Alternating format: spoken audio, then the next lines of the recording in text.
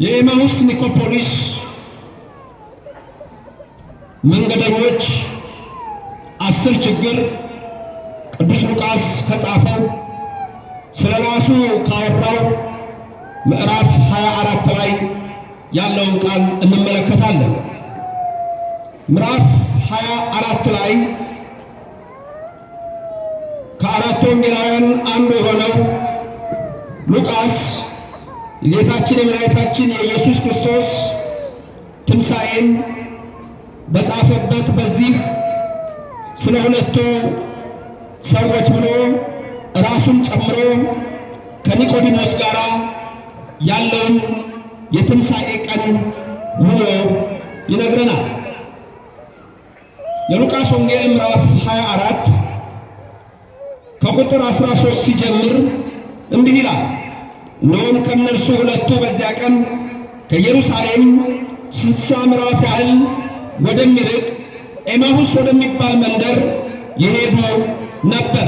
ቃሉን ከኔ ደግማችሁ ተናገሩ። እነሆም ከእነርሱ ሁለቱ በዚያን ቀን ከኢየሩሳሌም 60 ምዕራፍ ያህል ወደሚርቅ ኤማሁስ ወደሚባል መንደር ይሄዱ ነበር።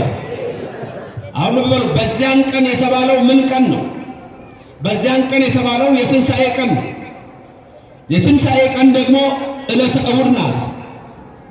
በዛ በዕለተ እሑድ ከእነርሱም ሁለቱ የሚላቸው ከ120 ቤተሰብ መካከል ሁለቱ ናቸው። የጌታችን የኢየሱስ ክርስቶስ ቤተሰቦች 120 ይባላሉ። ቁጥራቸው ሲዘረዘር እንዲህ ነው። 12 ሐዋርያት፣ 36 ቅዱሳት አንስት፣ 72 አርድእት ናቸው። በማቴዎስ ወንጌል ምዕራፍ 10 ላይ 12ቱን እንዴት እንደጠራቸው ታያላችሁ። በሉቃስ ወንጌል ምዕራፍ 10 ላይ ደግሞ ሌላውን 70ውን ጠራ ብሎ 72ቱን እንደጠራ ታያላችሁ። አጠቃላይ 36 ቅዱሳት አንስት አሉ። እነዚህ የጌታ ቤተሰብ ተብለው በጰራቅሊጦስ ዕለት መንፈስ ቅዱስ የወረደላቸው ድንግል ማርያምን መሃላቸው አድርገው ንግሥታችን እመቤታችን እያሉ የሚጠሩ ነበሩ። አሁንም እመቤታችን በመካከላችን ትሆንልን። የነቢያት ሐዋርያት የሊቃውንቱን ጉባኤ ባርከ የእኛንም ይባርክልን። ከእነርሱም ሁለቱ በዚያን ቀን ከኢየሩሳሌም 60 ምዕራፍ ያህል ወደሚርቅ ኤማሁስ ወደሚባል መንደር ይሄዱ ነበር። ሁለቱ የተባሉት ሉቃስና ኒቆዲሞስ ናቸው። ወይም ሉቃስ በሌላ ስሙ ቀለዮጳ የተባለው ሉቃስ ነው። ሉቃስና ኒቆዲሞስ የትንሣኤ ቀን ወዴት ነበር የሚሄዱት? ወደ ኤማሁስ ነበር የሚሄዱት። ከየት ወዴት ነው የሚሄዱት? ከኢየሩሳሌም ወደ ኤማሁስ። ስለዚህ 10 ችግሮች ምን እንደሆኑ ልንገራችሁ።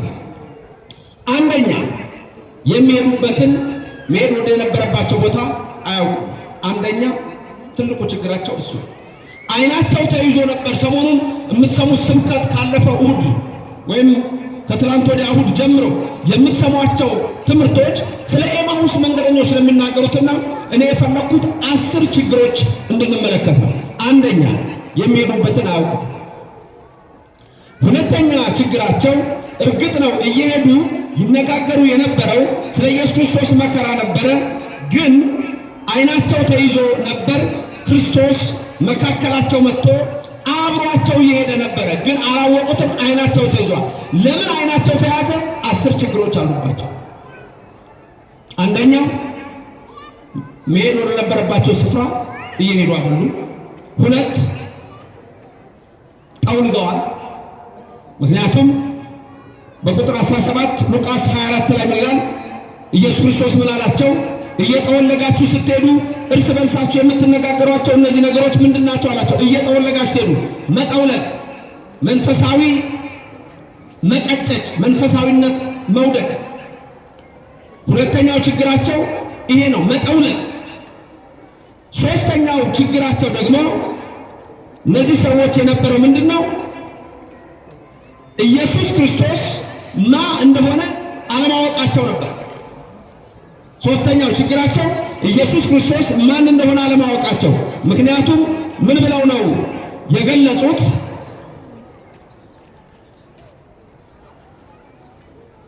የካህናት አለቆችና መኳንንቶቻችን በሞት ፍርድ እንዴት እንደፈረዱበት እሱ ደግሞ በእግዚአብሔርና በሕዝብ መካከል ታላቅ ነቢይ ነበረ ብለው የኢየሱስ ክርስቶስ አምላክነትን ገና አላወቁም። አራተኛው ችግራቸው ደግሞ ለማን እንደሚያወሩ አያውቁም። አምስተኛው ችግራቸው ተስፋ የቆረጡ ነበሩ። ተስፋ መቁረጥ በሃይማኖት ዘንድ በሽታ። ስለዚህ አምስተኛ እነዚህ ሰዎች ተስፋ የቆረጡ ነበሩ። ምክንያቱም ተስፋ አድርገን ነበረ ኢየሱስ ክርስቶስ እነሆ የዓለም ቤዛ ነው ብለው እንደሚቤዥ እስራኤልን በማለት በዚህ ችግር አላቸው። ሌላው ችግራቸው እነዚህ ሰዎች አንደኛ ሴቶቹ ኢየሱስ ተነስቷል ያሏቸውን አላመኑ። 7 8 መላእክት ኢየሱስ ተነሳ ብለው የሰበኩትን አላመኑ።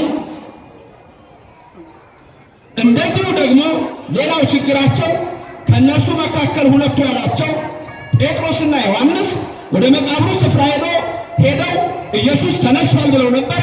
ይህ ሁሉ አላመኑ። ሌላው ችግራቸው 9ኛው ችግራቸው አለማስተዋል ነበር። 10ኛው ችግራቸው ልባቸው የዘገየ ነበር። የነዚህ ሰዎች ችግር ይሄ ነው። 10 ነው።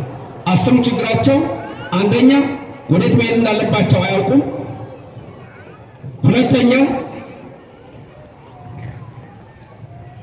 በመንፈስ የጠወለጉ ናቸው። ሶስተኛ አላዋቂ ናቸው። አራተኛ ስለ ኢየሱስ ክርስቶስ አላወቁም። አምስተኛ ተስፋ የቆረጡ ናቸው። 6 ሴቶች የተናገሩትን አላመኑ። 7 መላእክት የመሰከሩትን አላመኑ። 8 ጴጥሮስና ዮሐንስ የመሰከሩትን አላመኑ። 9 የማያስተውሉ ናቸው። 10 ልባቸው የዘገየ ነበረ። እነዚህ የኤማሁስ መንገደኞች ትልቅ ችግር ነው። ዛሬም የኔና የናንተ ችግር ከነዚህ ከ10ሩ የተወሰነው እኛ ይነካል። የመጀመሪያ ችግር ምንድን ነው? ቦታን አለማወቅ፣ መንገድን አለማወቅ። ለምሳሌ መንገድ 2 አይነት መንገድ ነው። አሁን እዚህ ጋር ያለው መኖር የነበረባቸው አንድ ቦታ ነው። የት? ኢየሩሳሌም። ምክንያቱም ትንቢት የተነገረ የት ነው? ኢየሩሳሌም። ጌታ የሚሰቀለው የት ነው? ኢየሩሳሌም። ጌታ ሞትን የሚቀምሰው የት ነው? በኢየሩሳሌም ቀራንዮ ተራራ። ጌታ መቃብሩ የተሰናዳው በአርማቴም መሴፋው ሰው የት ነበረ? በዮሴፍ መቃብር ስፍራ ኢየሩሳሌም። ጌታ የሚነሳው የት ነው? ኢየሩሳሌም። መቼ? እሁድ። እነሱ ግን ወዴት እየሄዱ ነው? ወደ ኤማሁስ። ኤማሁስ ምን ይደረጋል? ጌታ እዛ አልተሰቀለ፣ ጌታ እዛ አልተነሳ፣ ጌታ እዛ መከራን አልቀመሰ። ስለዚህ ሞትን ድል አድርጎ የሚነሳው በኢየሩሳሌም ነው እንጂ በኤማሁስ አይደለም። የትንሣኤው ቀን እነሱ ግን ወዴት ሄዱ ነበረ? ወደ ኤማሁስ። ምን ሊያደርጉ?